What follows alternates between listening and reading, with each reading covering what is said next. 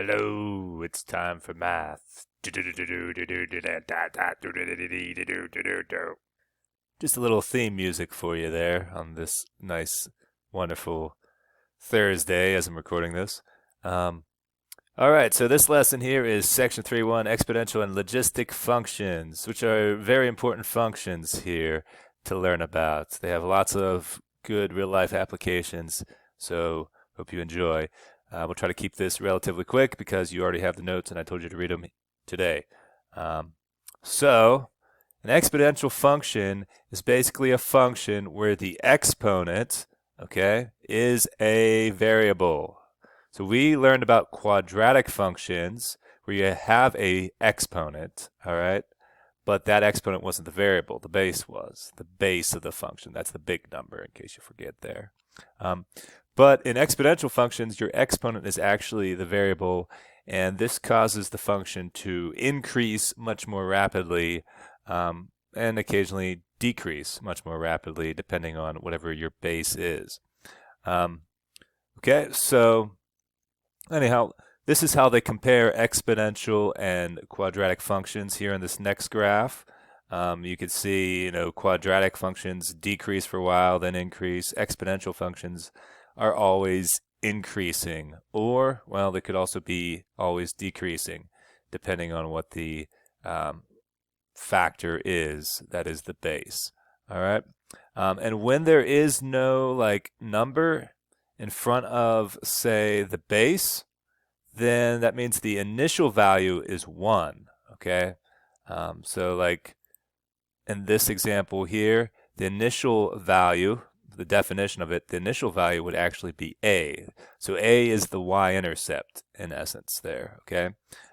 It's the value when we put 0 in for x, we would have this b to the 0 power. Anything to the 0 power is equal to 1. So you have 1 times a, and so the initial value ends up being a, or the y-intercept, okay? And b is the growth factor. Okay, so one of the many applications to this is population growth or virus spreading. Okay, so here you can see clearly that the coronavirus is following an exponential function in its growth pattern here, okay? And, in the U.S., it's growing very rapidly as compared to Italy. Now, interesting thing to note here is if you change the scale of the graph, this is what they did. They made it into a logarithmic scale, which is just a different way of numbering. You could see that, see the graph and how the number of cases in Italy is kind of like forming a more kind of flattening out there at the top. But currently in the U.S., we're still following more of an exponential growth pattern, which is not so good, but hopefully we'll starting to flatten out soon here. Anyhow, but you can actually model these with a particular function.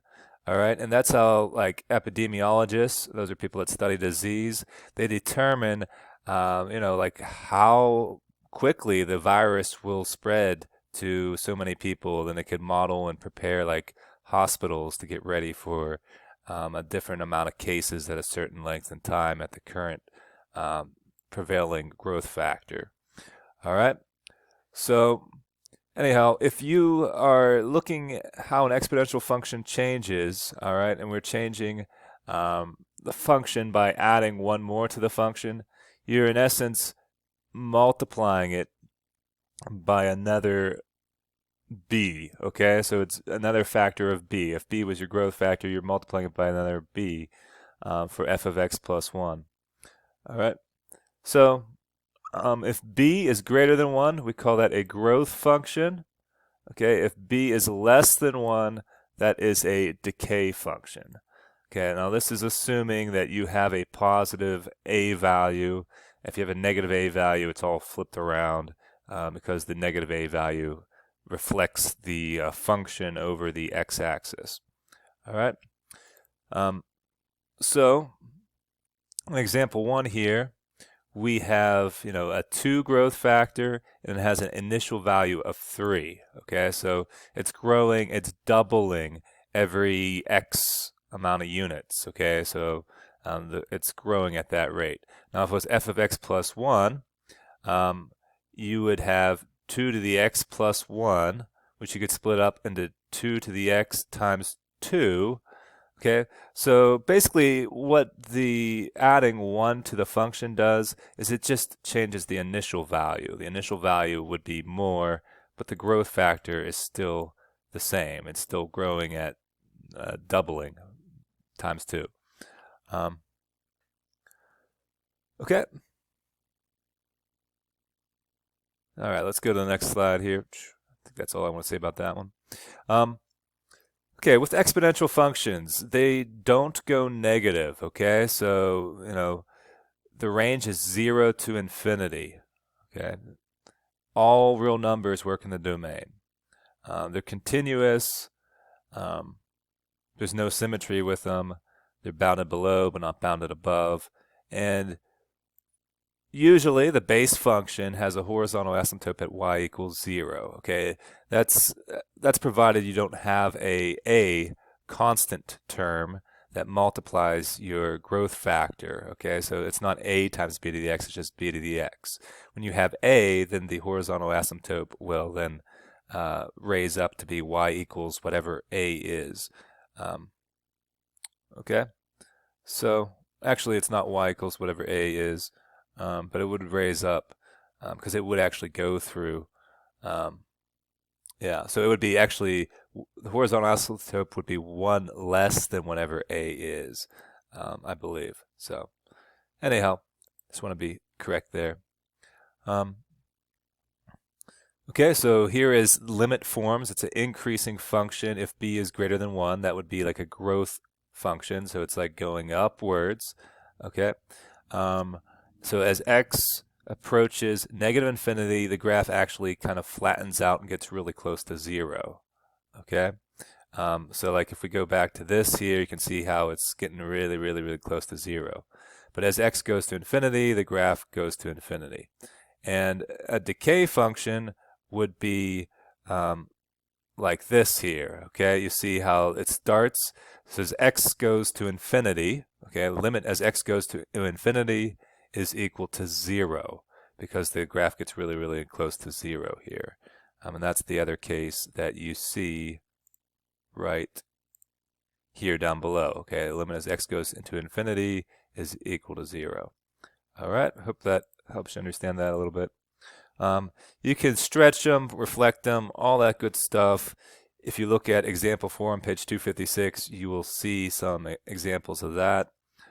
If you don't remember how to do reflections and stretches and such, go to these pages in your book. You can remember and give you some good examples there.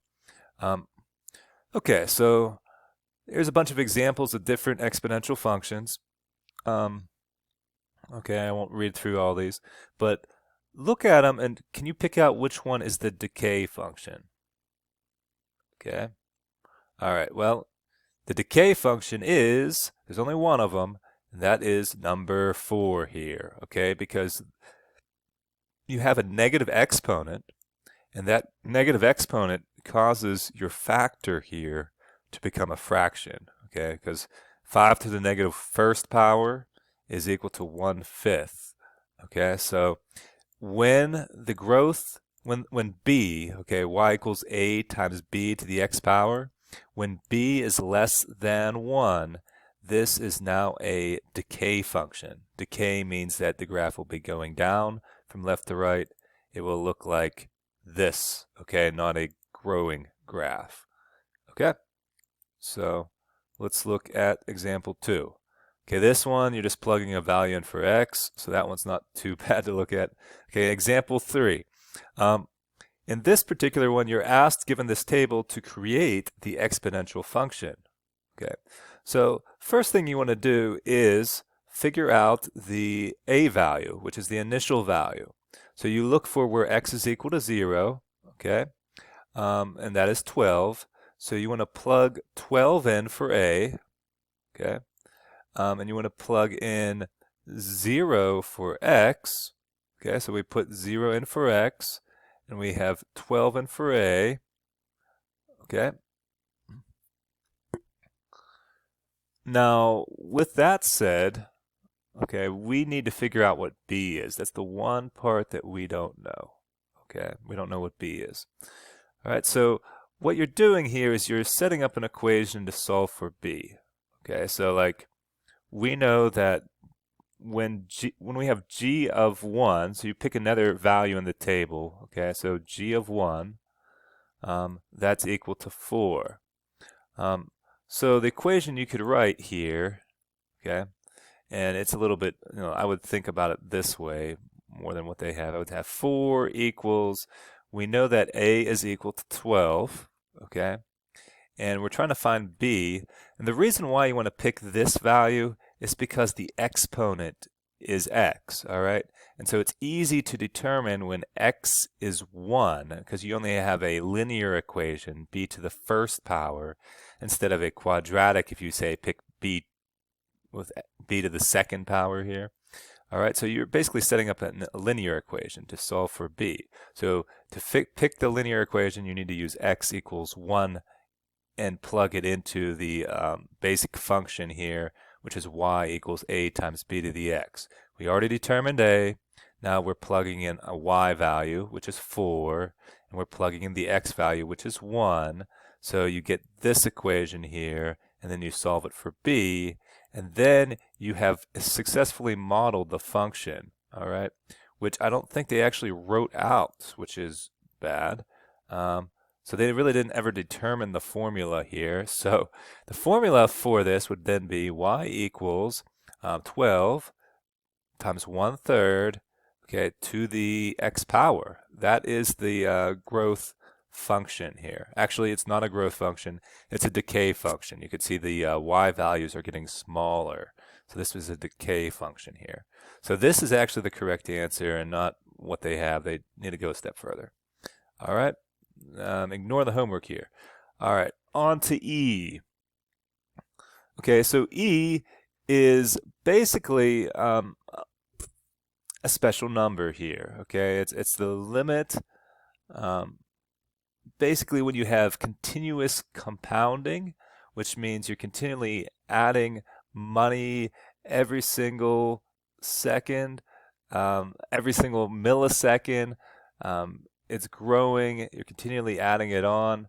So anyways, if you watch the little video here, hopefully you kind of have a good grasp of what E is. Your calculators have an E button in it. You have to hit second and then ln. ln stands for natural log, which is actually the inverse of E. All right, so E is determined by this limit here, okay? So it's like the compounding continually limit here. As x goes to infinity, you're compounding infinitely many times. Okay, you're starting with an initial value and you're adding something to it over and over and over again, infinitely many times. All right, but you're adding smaller and smaller amounts each time. Okay, and so as you continually add smaller and smaller amounts, you'll eventually approach this number, which is pretty neat. So this is also a growth function, okay? So you would have base is e to the k x power. This is when k is greater than 0, okay? So you're basically having a positive exponent here, okay? It's a growth function. When they have a negative exponent, it's a decay function. Okay, and then there is something called logistic growth functions as well. Yeah, so I'll explain this in part 2 of the video here, which we'll see in a second because I'm running out of time.